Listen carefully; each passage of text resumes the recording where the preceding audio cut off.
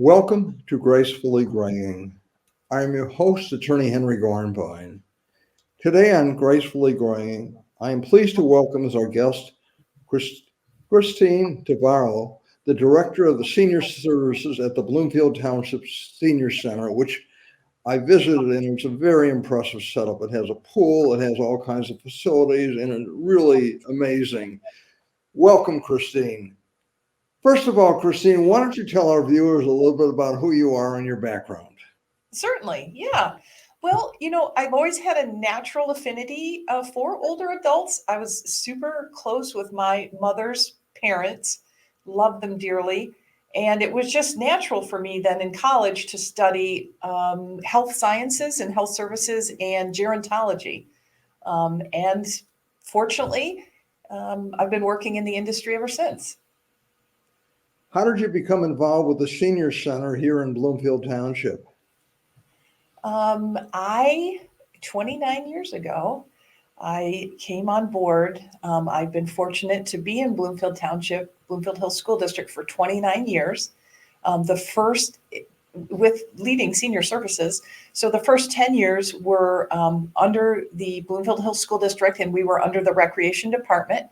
And then in working with township officials and school district officials, we were able to migrate the department over to the township in 2005. And since then, we've secured a senior service millage. We're able to work through the bond process and build the senior center and open it in 2009. It's certainly been quite an adventure. What is your exact role as a director, Christine? Yeah, so I lead a team of exceptional professionals. We offer supportive services and then also recreation services and programs. My primary roles are just kind of strategic in terms of human resources and finance and funding and grants, review and assessment of programs, maybe developing new programs, and then, of course, community relations, and then collaboration with township-wide initiatives as well. Why don't you tell us a little bit about the facilities themselves? I know there's a pool, there's workout facilities. Tell us a little bit about what the physical complex is like. Certainly. Again, I always try to tell people that when I started, we had about 5,000 square feet in a 1950s or 60s elementary school down on Wing Lake Road. So for me, every time that I get to talk about our facility or even see it, it is a thrill for me still. We have 24,000 square feet. It is primarily the lower level is dedicated to fitness and wellness. So we have a fitness studio. We have the indoor walking track. We have 42 pieces of exercise equipment, both cardio and strength training equipment. The strength training equipment is pneumatic, so it's not those clanking weight plates. It's just a push of a button for 2 pounds or 200 pounds. Then we have the warm water pool, as you referenced, which is quite popular. It's about 83, 86 degrees, which is based on an Arthritis Foundation recommendation. And we use it primarily for water aerobics and other kinds of fitness activities, aquatics. And we do have a billiards room downstairs for any people that are interested in playing billiards. And then our main level is where we focus on our adult education type programming. So we have on-site presentations, and it's just a suite of community rooms. So we have a cafe and rooms that we can, multi-purpose rooms that we can blend together or make into smaller units depending on the size of the group. And then we have a small area that's dedicated to adult day service. It's impressive. I have your newsletter, which I received in the mail because I'm a township resident, of course, and it's amazing just the activities and things and events that are offered. So why don't you tell us about some of the activities that are offered at the Senior Center? Sure. So we kind of think about it in two ways. One would be, the fitness, of course, which we've talked about a little bit. We have 54 group fitness opportunities every single week. So it might be yoga, Pilates, Tai Chi. It might be small group personal training or a seated yoga class or a seated stretching and strength class. We have some balance related programs. So those are all, and then of course, all the aquatics programs, about 25 aquatics programs weekly. So those are the fitness end of it. In terms of the enrichment or recreation, we have wonderful day trips, sometimes 3, 4, 5 in a month. And we have our own bus. And so we gather together. And yesterday, a wonderful group of people went to see the Grosse Pointe War Memorial because they're celebrating a big anniversary. So they were doing tours and a luncheon. We go to the DSO, DIA, the Flint Institute of Art. We're going to Mathi Gardens in Ann Arbor this summer. We have a river cruise. I mean, anything that any of us think sounds interesting or intriguing, that's what we're going to offer. And so the trips are a wonderful opportunity for people to, and you don't have to bring a friend. I always like to say that. You meet wonderful people on the group. Our group is very welcoming. And then we have like adult education, a lot of history or art related presentations that are very, very good. We have a music historian named Stu Johnson that's coming this summer. He's going to do a series on the Great American Songbook. So he'll do that 4 times. And I think the first one starts this week, although I'm not sure when this show airs. We also have just social clubs that meet weekly. There's a poker group. There are a mahjong group. And then bridge meets weekly. And then we have some bridge classes. So it's just a wide variety. So we're really looking for people to try to offer things that a wide variety of people would be interested in. I think that hits all of the enrichment programming. I hate to leave anything out. It's pretty impressive in scope. What are the days and hours that you're open and available for activities? Yeah, so we are Monday through Friday. So we're 40 hours. So that's 7 in the morning. People are waiting at the door to come in to exercise and work out. And then we go until 3:30 in the afternoon. And again, Monday through Friday. From your perspective, what are the most popular programs? Definitely fitness. Definitely fitness. We're very unique in the community by having the indoor walking track and then also having the warm water pool. So people are coming not just for group classes, but we also have that fitness equipment. So if people get an orientation and they're township residents and they sign up for the monthly use of the fitness equipment, they can come every day. So we do have people that are coming 2, 3, 4 times a week to use that equipment or joining in on a class. Definitely fitness is what is drawing most of our attendance. I think close to 85% of our attendance is fitness related. And Christine, tell us about the demographics and ages of the participants. What is the range? Yeah. So Bloomfield Township is actually noted as being the most mature community in Oakland County of the middle to large communities. So we have the highest percentage of older adults. I think 1 in 3 households have someone over the age of 65. And I think we're 50% over the age of 50, which means half the community is eligible. Most people may not know that our programs and services are available to people once they turn 50. So I would say the representation in the attendance is going to be, we do have some people in their 50s and we certainly have people in their 90s, but the bulk of the people coming are generally in their 60s, 70s, and 80s. 90% are township residents. Some are non-residents because some of our programs are open to our neighbors. They do pay a higher fee because they're not paying the tax support for the senior center and the senior millage. But that represents about 10% of our attendance and activities and trips and all of those things. Christine, I'm looking at the booklet and it's amazing. I mean, you have an ice cream social August 21st. Yes. An indoor picnic on Monday, July 1st. There are all kinds of registration and things. It's very impressive. And you have an election outreach and education with the township clerk on June 24th. So it seems like there are things going on continually. I mean, it's quite an impressive array of activities and events. I'm curious. I happen to be a poker player and bridge player myself. What are the attendance of bridge and poker generally? Oh, bridge varies. It could be 3 tables. It could be 9 tables. It kind of almost is seasonal. depending on really like winter, it drops down a little bit. And I would say poker can be anywhere from, I think on once in a while we see them split into two tables, which would mean they would be up near 10 people. I think they don't really want more than 7 people at a table. So that's a small group, but boy, are they regular and are they close with each other. Um, so that's really fun. And we would welcome you anytime. Well, thank you. I will definitely. When are the games? I'll keep that in mind. Sure. Poker plays on Wednesdays and then bridge plays Tuesday afternoons. Well, thank you. That's very interesting. What are some of your goals in the coming months? Yeah. I would love to talk about that, Henry. May I take a step back because we've talked tremendously about, of course, the enrichment and the fitness and the travel, that sort of thing. May I touch on for just a few moments on our supportive services? Please. Okay.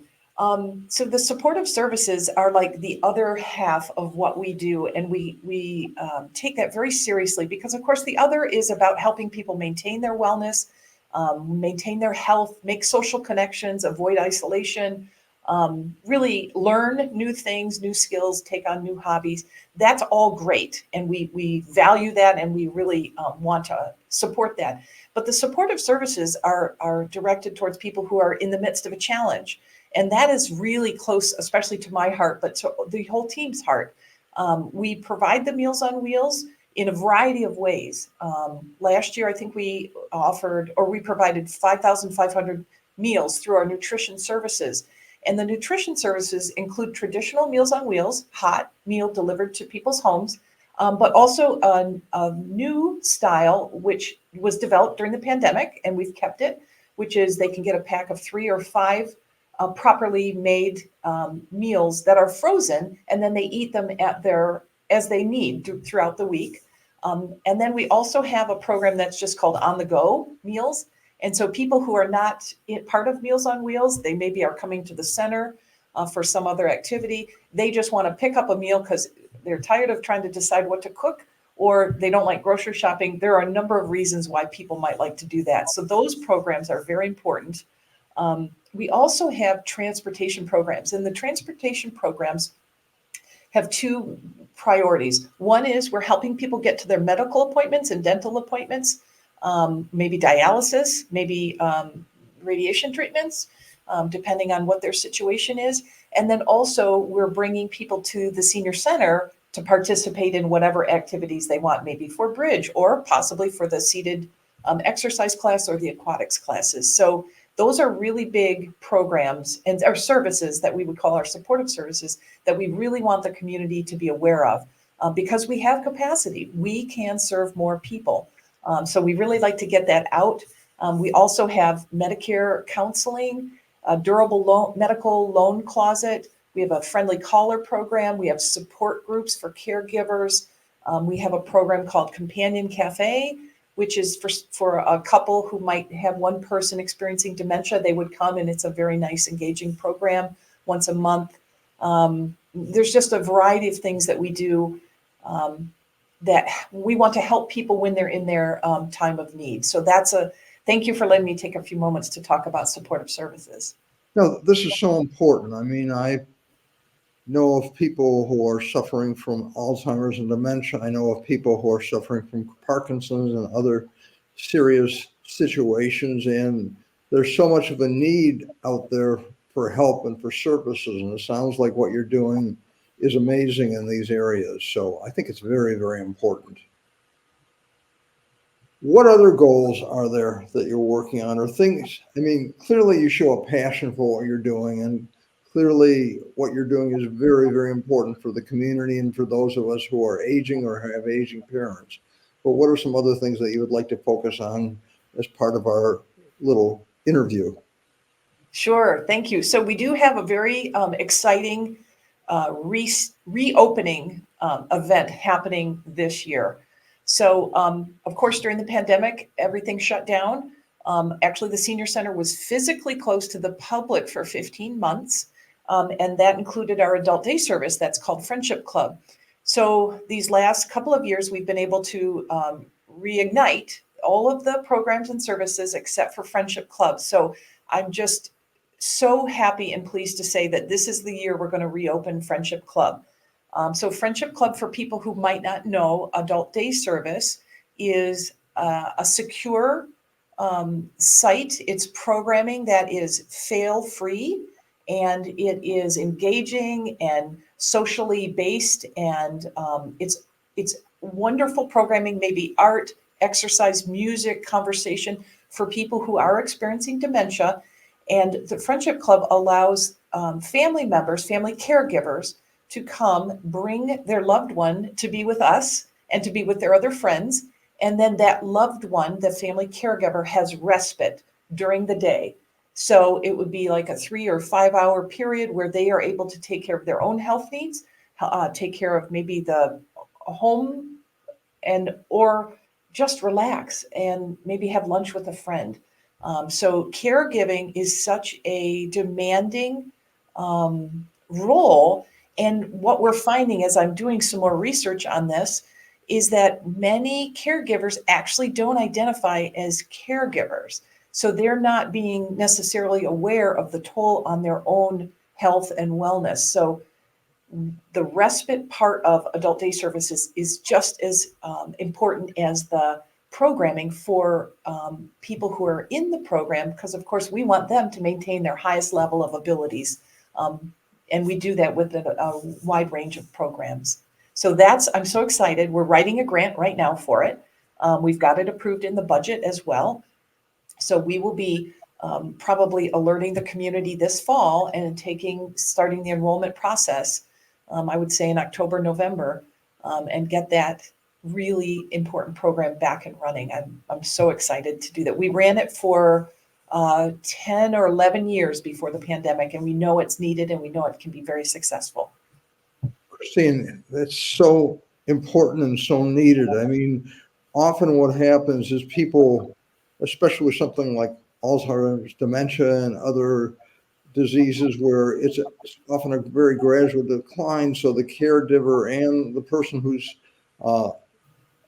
suffering, it's such a gradual thing that you often don't know what you're doing. It's almost like the frog that's in a warm pot that suddenly starts boiling over, that, before you know it, you're overtaken. So, what you're doing is so needed and so important. And I really commend you on that. Really, that's really such an important program. And I'm sure you'll get the grant, and I look forward to hearing more about it.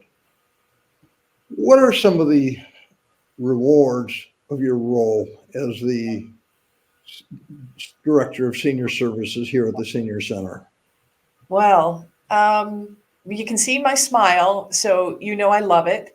The rewards, there are a lot, so I'll try to just narrow them down.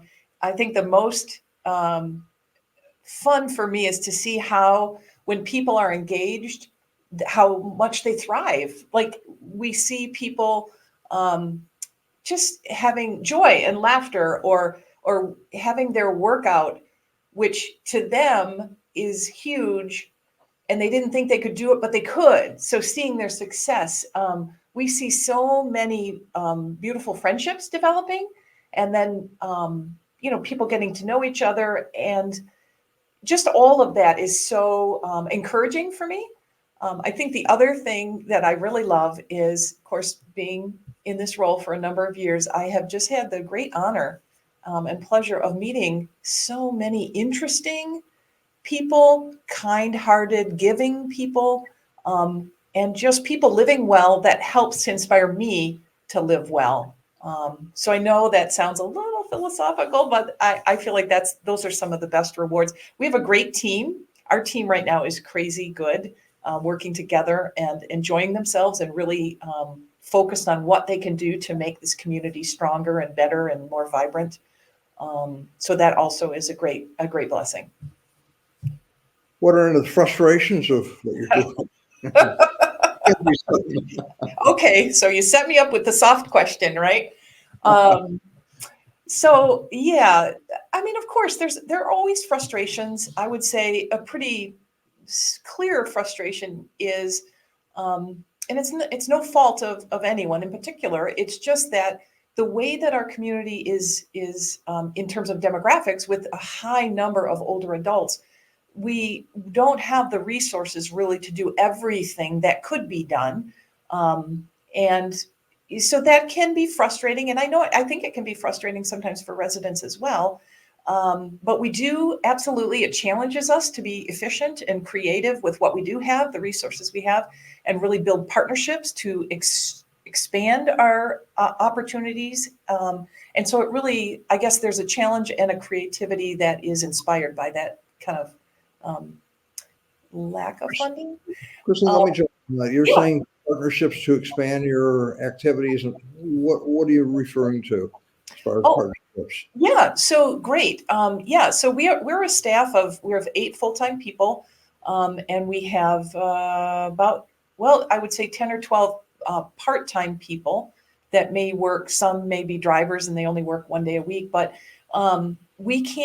that small team cannot do everything that you see offered in the catalog. And so we have some really great relationships with other nonprofit organizations. We work closely with Jewish Family Services to do our medical transportation. We work closely with SMART for some of our funding for our center transportation. We, of course, partner with what used to be called the Area Agency on Aging, but is now called AgeWays. We work with them closely for our Medicare counseling. I'm trying to think of others. We have volunteers also that help expand what we're able to do, because we have such knowledgeable and skilled volunteers, that people that come to us to share with the community through us. It's just really, for example, our fitness programs, we do have 3 wonderful fitness coordinators, but you can imagine with 54 classes a week, they're not teaching them all. So we have excellent independent contractors that we work with to teach some of our programs. And that really helps us expand what we're able to do. Christine, I'm looking through the booklet. It's amazing. I mean, there's Aqua Boot Camp, Aqua Flow, Aqua Circuit with Last Splash, water walking workout, total body aqua, pool noodle workout. I mean, it's just amazing what's going on. And then you have various tours. I mean, steamrolling, Railroading Institute of Wausau, Stow's Automata Foundation Museum, Senior Game Day at Jimmy John's Field. It goes on and on and on. I mean, it's very impressive and very broad in scope. So, I really want to commend you as to what you're doing. It's really very, very impressive. Christine, if there are other possible programs in the coming months that you would do, what would they be? I mean, you talked a lot about the friendship program. Are there any other programs that would be of importance or things that you're considering in the horizon? Gosh, it is tough. What we need to do is, as our participation took a huge hit when we reopened, and we gain about half of our budget comes from program revenue. So when people take a yoga class, they pay a modest fee, and then that helps us to expand more programs and pay for the services that we're offering. So when we reopened in 2021, it was a very slow climb back to high levels of participation. We're there now. So we just are really challenged to keep finding new things that people want to do or improve what we're currently doing. The one thing that I think about, if I could dream and create any new thing, any new service or program or initiative, would be I would take we have such good advocates, people that have been engaged with us for some time, or sometimes brand new 6 months, and they just know, they immediately find the benefits of being engaged, and they are out there talking to their friends. Well, you should really try this. You should be in this class, or you should try this day trip, or hey, we can get you transportation. So they're out there talking in their small, their circles of friends. I'd love to create a small army, may I say, of ambassadors to go door to door. And I know that's probably not what people want, but to just get out there and get the word out about what's available to people. I just think with the number of people that we have that could benefit, that either are not participating because they don't know about us, or because maybe they have a negative perception of a, in quote, senior center. They need to come and see what's happening, because we are more like a community center, and there's just so much they can gain from being with other people that are action oriented and socially oriented. So that's what I would do, is I would send people door to door. Not really going to do it. Our tagline for Gracefully Graying is living life fully. And clearly the senior center does that, or encourages people to live their lives fully. Before we sign off on our show, are there some final thoughts or asks that you can share with us, or viewer? I mean, I'm sure you'd like someone to write a large check so you could expand. But Well, I mean, we would never turn that down. right. But yeah, I just really, people, it's a common goal for all of us. We all want to be in our own homes. We want to, in quotes, age in place. And, we're here. We're here to help people do that. We're here to help people when they have a challenge, or to help them move to the next level. I just really would love to hear any ideas that people have that would help us get to more people and get their attention, and send a welcoming invitation to them to come and check out what's available to them. That's my passion for this year, I think, is just attracting or getting the attention of people who haven't been to us yet. Christine Tvaroha, I want to thank you so much for being our guest on Gracefully Graying. What you're doing with the center is really important, and especially with our aging community, it's more and more important. And I want to thank our viewers and our sponsors for making Gracefully Graying possible. Christine, thank you again for being our guest on Gracefully Graying today. My great pleasure. Thank you for having me.